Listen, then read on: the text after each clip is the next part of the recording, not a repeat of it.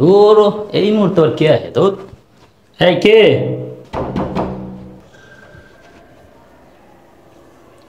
কে আপনি? আরে আমার বাসা, আপনি কে? আজব ব্যাপার, আপনি বাইরে থেকে আসছেন, আপনি বলতেছেন আপনার বাসা। কিসের আপনার বাসা? কই যাচ্ছেন আপনি? সরেন আপনি। আরে আজব তো, না চিনি না জানি না, হুট করে বাসায় ঢুকে দিতেছেন। আপনি কে? আবার আরে? আপনি কি উনি? তুমি কখন আসলা? কে এটা? আরে দোস্ত, এটা তো আমার হাজবেন্ড, তুই চিনিস না? ও আচ্ছা, হ্যাঁ। ঠিক আছে। তো ভাই কেমন আছেন? এই কারণে আমাদের বাড়ি থাকতে, ঘর থাকতে আমার বাবা মার সাথে তুই থাকস নাই। আমার বাবা মার সাথে তুই থাকতে পারস নাই। আমার বাবা মার সাথে থাকলে তো এই নোংরামি কথা তুই না, এই রঙ্গলীলা কথা তুই না। এই কারণে আলাদা ফ্ল্যাট নিছ, ফ্ল্যাট নিয়ে তুই এখানে থাকস। আমি থাকি প্রবাসে, আর আমার টাকা যাতে ফ্ল্যাট ভাড়া দিয়া পরপুরুষ না তুই সময় কাটাস। কতদিন ধরে চলতেছে এইগুলা? কতদিন ধরে চলতেছে? হ্যাঁ, কতদিন ধরে চলতেছে? কথা বলবস না কেন? সত্যি করে বল, না তোর তখন আমি মুহূর্তে তো লাগবে। সত্যি করে বল। তুমি যাওয়ার পর থেকে 1 বছর। 1 বছর ধরে এই ছেলের সাথে তুই বেড শেয়ার করতেছস, এক ঘরে থাকতেছস। হ্যাঁ, 5 বছর পর দেশে আইলাম।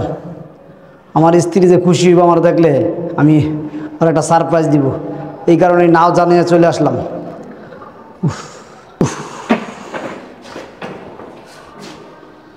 আমার স্ত্রী আমার অনেক ভালোবাসে, আমি ওর অনেক ভালোবাসি। ও যে খুশি হইব না, চমকে যাইব যে আমি এইভাবে হঠাৎ না জানা চলে আসলাম। আমি না প্রথম দেখে ওরা যা জোড়া ধরুম, 5 বছর দেখতেছি। কি যে মজা হইব, কি যে একটা ফিল হইব।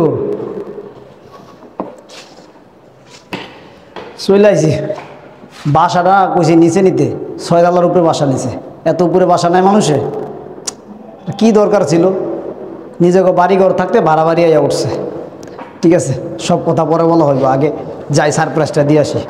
শোনো না, দেখো আমার না এইভাবে আর ভালো লাগতেছে না। কতদিন হয়ে গেছে, 1 বছর ধরে তো আমি তোমার সাথে এরকম সম্পর্ক করতেছি, এক ঘরের মধ্যে রইছি।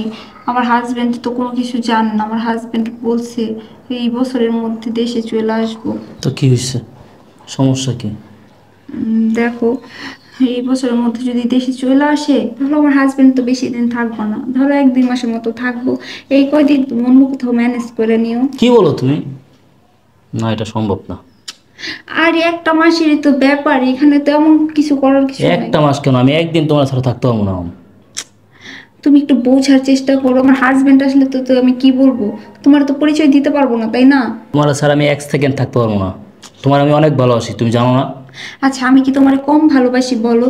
তোমারে ভালোবাসি বিধাই তো আমি আমার শ্বশুর শাশুড়ির সাথে ঝগড়া কইরা চলে আসছি আমার স্বামীরে বুঝাইয়া তোমার সাথে থাকবো দেখা এই ফ্ল্যাট নিছি। তো আমি কি তোমারে কম ভালোবাসি? এত কিছু বাদ দাও, ঠিক আছে? 1টা মাসের তো ব্যাপার। বুঝলাম 1 মাস, কিন্তু তোমার হাজব্যান্ড আইসা যদি আবার না যায় তখন? আরে তুমি এইটা চিন্তা করো কিসের জন্য? 1 মাসের বেশি বাংলাদেশে থাকতেই পারবো না। ও তো যখন তখন চলে আসতে চায়, আমি তো আসতে বারণ করি। আর আসলে পরে না, এই 1 মাস পরে আমি ওরে পাঠিয়ে দিব, চলে যাইব। দেখো, তুমি যাই করো কিনা, আমি কিন্তু তোমার ছাড়া থাকতে পারবো না। আমি কিন্তু তোমার অনেক ভালোবাসি, তুমি জানো। আমিও তো তোমারে ভালোবাসি, তোমাকে ছাড়াও আমি থাকতে পারবো এখন না। ওগুলা বাদ দাও, আমরা যেটা করতেছি সেটা করো। আচ্ছা ঠিক আছে, চলো। নখ দেব। আসলে ও যখন গেটটা খুলবো, আমাকে দেখবো, অবাক হয়ে যাব, চমকে যাব যে আমি না জানা এভাবে চলে আসলাম।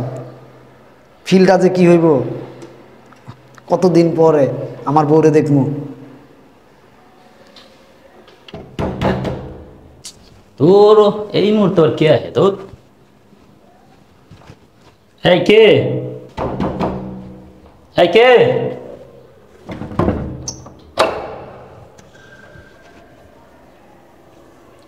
কে আপনি? আরে আমার বাসা, আপনি কে? আজব ব্যাপার, আপনি বাইরে থেকে আসছেন, আপনি বলতেছেন আপনার বাসা। কিসের আপনার বাসা? কই যাচ্ছেন আপনি? সরেন আপনি। আরে আজব তো, এই আরে কে আপনি? বলা নাই কোয়া নাই, চিনি না জানি না, হুট করে বাসায় ঢুকে দিতেছেন। আপনি কে? আবার আরে? আপনি কি উনি? তুমি কখন আসলা? আমি কে? কেমন আছি? হ্যাঁ, না বলে এভাবে চলে আসলো যে? আমি ভাবছিলাম তোমার সারপ্রাইজ দিব, কিন্তু নিজেই সারপ্রাইজ হয়ে গেলাম। আরে কি বলতেছো, কিসের সারপ্রাইজ হয়ে গেছে? এই কে এটা? আরে দোস্ত, এটা তো আমার হাজবেন্ড, তুই চিনিস না? ও আচ্ছা, হ্যাঁ। ঠিক আছে। তো ভাই কেমন আছেন? কেমন আছো তুমি? হঠাৎ করে তুমি তুমি না জানে এইভাবে যে চলে আসবে, আমাকে যে এইভাবে সারপ্রাইজ দিবে, আমি কখনো ভাবতে পারি নাই। সত্যি কি তুমি সারপ্রাইজ পাইছো না তুমি অবাক হইছো? হ্যাঁ, আমি অনেক সারপ্রাইজ হয়েছি। আমি না অবাক হয়ে গেছি গা। আমি চাইছিলাম যে 5 বছর পর প্রবাস থেকে আইছি, আমি তোমার সারপ্রাইজ দিব, তুমি অনেক খুশি হইবা। তুমি যখন গেটটা করলো আমি তোমার জড়ায় ধরবো। 5 বছর পর আমার স্ত্রী দেখতেছি, কিন্তু আমি না সত্যি আমি অনেক বড় সারপ্রাইজ পেয়ে গেছি গা। আরে তুমি কি বলতেছো এইসব? আমি তো সত্যি অনেক খুশি হয়েছি। খুশি হয়েছো? খুশি হয়েছো? হ্যাঁ খুশি হয়েছো তুমি? আর হ্যাঁ?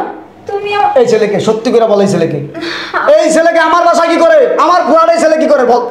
আমার ফ্রেন্ড। তোর ফ্রেন্ডের সাথে এতক্ষণ কি বেড শেয়ার করছিলি? ভাই আমরা জাস্ট ফ্রেন্ড।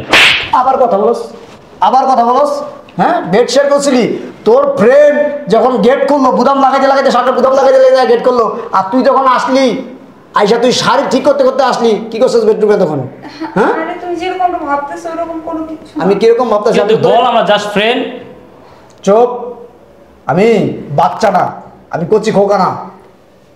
মানে এইগুলা করানোর জন্য হয়েছিস তুই? বাসা নিছস, ফ্ল্যাট নিছস, আমাদের বাড়ি থাকতে ঘর থাকতে তুই আমাদের বাড়ি ঘরে থাকস না। হ্যাঁ, আমার বাবা মা তোকে দেখতে পারে না, আর আমিও কতটা বলত, আমি তোকে বিশ্বাস করে বলছি ঠিক আছে, যেহেতু আমার বাবা মার সাথে তোর বনাবনি হয় না, ঠিক আছে আলাদা ফ্ল্যাটে নিয়ে তুই থাক। মানে আসলে তো বিষয়টা কি যে এখন বুঝতে পারলাম, এই কারণে আমাদের বাড়ি থাকতে ঘর থাকতে আমার বাবা মার সাথে তুই থাকস নাই, আমার বাবা মার সাথে তুই থাকতে পারস নাই। আমার বাবা মার সাথে থাকলে তো এই নোংরামি কথা তুই না, এই রঙ্গলীলা কথা তুই না, এই কারণে আলাদা ফ্ল্যাট নিছ, ফ্ল্যাট নিয়ে তুই এখানে থাকস, আমি থাকি প্রবাসে, আর আমার টাকা যাতে ফ্ল্যাট ভাড়া দিয়া পরপুরুষ না তুই সময় কাটাস। কতদিন ধরে চলতেছে এগুলা? কতদিন ধরে চলতেছে? হ্যাঁ, কতদিন ধরে চলতেছে? কথা বলছ না কেন? হ্যাঁ, কথা বলছ না কেন? কিরে, হ্যাঁ, আমি তোরে কতটা বিশ্বাস করছি, কতটা ভালোবাসছি আমি তোরে, আর তুই আমার বিশ্বাসের এই মর্যাদা দিলি, এই প্রতিদান দিলি তুই? হ্যাঁ, তুই আমি প্রবাস থাকি আর তুই পর পুরুষ নিয়ে ফ্ল্যাট ভাড়া নিয়ে একসাথে সময় কাটাস। কতদিন ধরে চলতেছে এগুলো বল? সত্যি করে বল, না তোর কখন আমি মুহূর্তে লাগবে, সত্যি করে বল। তুমি যাওয়ার পর থেকে 1 বছর। 1 বছর? 1 বছর ধরে এই ছেলের সাথে তুই বেড শেয়ার করতেছস, এক ঘরে থাকতেছস? হ্যাঁ, তোর লজ্জা করলো না? তোর লজ্জা নাই? আমি প্রবাস খাইটা মরতাছি, লক্ষ লক্ষ টাকা পাঠাইতেছি, মাথার গাম পায়ে ফেলাইয়া, আর সেই টাকা দিয়া ফ্ল্যাট ভাড়া নিয়া ফ্ল্যাটে পরপুরুষ নিয়ে রঙ্গলীলা করস। হ্যাঁ, তোর কি লজ্জা নাই? আর এই কারণে তুই আমার বাবা মার সাথে থাকতে পারস নাই। আমার বাবা মার দোষ, আমার বাবা মা তোরে খাওয়ান দেয় না, তোরে ভিন্দন দেয় না, তোর লাগে খ্যাটখ্যাট করে, ঝগড়া করে। হ্যাঁ, এখন বুঝতে পারছি তোর কথা শুই না আমার বাবা মার আমি ভুল বুঝছি, তোরে বিশ্বাস কইরা আমার বাবা মার সাথে আমি ঝগড়া করছি। হ্যাঁ, আমার বাবা মার সাথে আমি কথা পর্যন্ত বলি না, সম্পর্ক পর্যন্ত রাখি নাই। মানে মেন কথা হয়েছে তুই এইগুলা করানোর জন্য আলাদা ফ্ল্যাট নিছস। হ্যাঁ, আমি তো এইভাবে যদি এখন না আসতাম, আমি তো কিছুই জানতাম না, এরকম যোগের পর যোগ বছরের পর বছর তোরা চালায় যেতি। আসলে আমার ভুল হয়ে গেছে। এটা ভুল। স্বামী থাকে প্রবাসা, স্বামীর হক এভাবে বিদায় দিয়েছস পরপুরুষ রে, এটা ভুল। হ্যাঁ, এত চাহিদা, এত তোর চাহিদা। হ্যাঁ, কিরে, আমি তো প্রবাস থাকি, আমি যেই টাকা ইনকাম করি, আমি তো চাইলে ফরেনার মায়েদের সাথে প্রতিদিন আমি ভর্তি করতে পারতাম, আমি তো করি না। আমি তো তোর চিন্তা করি, আমাদের ফিউচারের কথা চিন্তা করি, ভবিষ্যতের কথা চিন্তা করি, লক্ষ লক্ষ টাকা পাঠাইছি, আর সেই টাকা দিয়া পরপুরুষের সাথে ভর্তি করস। হ্যাঁ, জীবনে কি এগুলোই সব? বল, এগুলোই সব? প্লিজ তুমি আমার মাফ করে দাও, আমার আর একটা বার সুযোগ দাও। কোনো মাপ নাই। দিনের পর দিন পরপুরুষের সাথে নষ্টামি করছস, আমার ফ্ল্যাটে নষ্টামি করছস দিনের পর দিন, কোনো মাপ নাই। তুই যে পাপ করছস, এই পাপের কোনো ক্ষমা নাই। কিভাবে পারলি? হ্যাঁ, যে আমার স্বামী প্রবাস থাকে, এত কষ্ট করে এত টাকা পয়সা পাঠায়, হ্যাঁ, আর তুই পরপুরুষ নিয়ে দিনের পর দিন 1 বছর যাবত এক ঘরে এক খাটে একসাথে রইছস। হ্যাঁ, তো সব কিছু শেষ হয়ে গেছে গা, তুই তো সব কিছু মিলিয়ে দিছস, তোর পুরো দেহ নষ্ট, তোর শরীর নষ্ট, সব কিছু নষ্ট হয়ে গেছে, নাপাক হয়ে গেছে। তোর যদি এখন সোনার উপর পানি দিয়া গোসলও করাই, তোর যদি শীতল খাতে গোসল করাই আনি, তাও তুই আর পাক পবিত্র হবি না। তোর মতো অপবিত্র মায়া মানুষ নিয়ে আমি আর সংসার করব না। আমার বাসাতে এই মুহূর্তে বেরো যা। আর এই তোরে বলতাছি তুই এখন অরিনে আমার বাসাতে বেরো যা, বেরো। দেখো, চলো না আমরা বিয়ে করি, তুমি তো আমাকে অনেক ভালোবাসো আর আমিও তো অনেক ভালোবাসি। হ্যাঁ, চলো আমরা চলে যাই। চলবো? কোথায় চলবো? কাজী অফিসে বিয়ে করব। বিয়ে করব? কাকে? তোমাকে বিয়ে করব? শোনো, তোমাকে ভালোবাসতাম। আর ভালোবাসা, ভালোবাসা তো টাকার। এই তোমার হাজবেন্ড বিদেশ থেকে টাকা পাঠাইতো, সেই টাকার ভালোবাসা। এই টাকার লোভে পড়ে তোমার সাথে মিষ্টি মিষ্টি কথা বলছি, আদর সোহাগ করছি, তোমার সাথে ভালোভাবে চলছি, ফুর্তি করছি, মজ করছি। আর এখন বলতেছো তোমাকে আমি বিয়ে করবো? তোমার হাজবেন্ড তো চলে আসছে, এখন তো আমি কিচ্ছু পাবো না, তোমাকে নিলে আমি কিচ্ছু পাবো না। সো তোমার সাথে থাকা সম্ভব আমার না। আরে তুমি এসব কি বলতেছো? দেখো তুমি এরকম বলো না, তোমাকে তো আমি অনেক ভালোবাসি, ওই জন্যই তো আমার হাজবেন্ডের সাথে আমি এমন করছি। আবার বলতেছো ভালোবাসা? আর তুমি তো একটা নষ্টা মেয়ে। তুমি আমার সাথে 1 বছর থাকছো তোমার হাজবেন্ডকে রাইখা, আমার সাথে থাকার পর যে অন্য ছেলের সাথে থাকবে না তার গ্যারান্টি কি? তোমার সাথে আমার থাকা সম্ভব না। তুমি তোমার মতো থাকো, আমি আমার মতো গেলাম, বাই। আরে কি বলতেছো তুমি এসব? হেই, দেখো, আমি অনেক বড় ভুল করে ফেলছি, আমি আসলে বুঝতে পারি নাই, আমি অনেক বড় ভুল করে ফেলছি, আমার মাফ করে দাও। আমি ওই চিটারে বিশ্বাস করে অনেক বড় ভুল করেছি। তুমি এটা ভুল তো আমি করছি। তোমারে বিশ্বাস কইরা, নিজের বাবা মাকে অবিশ্বাস কইরা, তোমারে বিশ্বাস কইরা তুমি বলছো যে আমার বাবা মার সাথে তোমার মনাবনি হয় না, আলাদা ফ্ল্যাট দিয়ে তুমি থাকবা। তোমার কথা আমি বিশ্বাস করছি। প্রতি মাসে ফ্ল্যাট ভাড়া আমি দিছি, আর ঘুমাইছো আরেক ছেলের সাথে 1 বছর যাবত। হ্যাঁ, তুমি কি পারবা সব ফিরিয়ে দিতে? এই যে 1 বছর যত পাপ করছো, যত নষ্টামি করছো, পারবা? চাইলে এগুলো সম্ভব? হ্যাঁ, যদি এখন সাবান ছটা দিয়ে আমি গরম পানি দিয়ে যদি তোমার ধুইও না, তারপরে তো তুমি পবিত্র হবা না, কিভাবে তোমার মাফ করবো বলো? হ্যাঁ, একবার ভাবো নাই যে আমার হাজব্যান্ড আমাকে এতটা ভালোবাসে। হ্যাঁ, আমার হাজব্যান্ড যদি জানে সে কেমন কষ্ট পাইবো।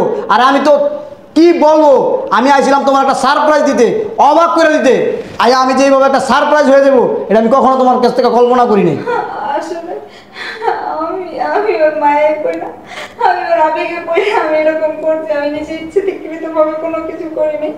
দেখো না, ও আমার এমন কথা বলছে, এমন কথা বলে আমার পটাইছে, যা বলছে আমি সব কিছু বিশ্বাস করে নিছি। তুমি আমার মাফ করে দাও। শোনো, সমাজের জন্য জাস্ট তোমাকে আমি মাইনা নিলাম। যদি এখন তোমার আমি বাইর করে দিই না, আর মানুষ যদি এগুলো জানাজি হয় না যে আমার স্ত্রী 1 বছর পর পুরুষের সাথে এক ঘরে কাটাইছে বিয়ে ছাড়া, তাহলে আমার মুখে চুনকালি দিবা। আর মানুষ যে বলে না যে স্ত্রী রেখা বিয়ার পরে প্রবাদ যারা যায় তারা হচ্ছে বড় গাধা, কথাটা আসলেই সত্যি।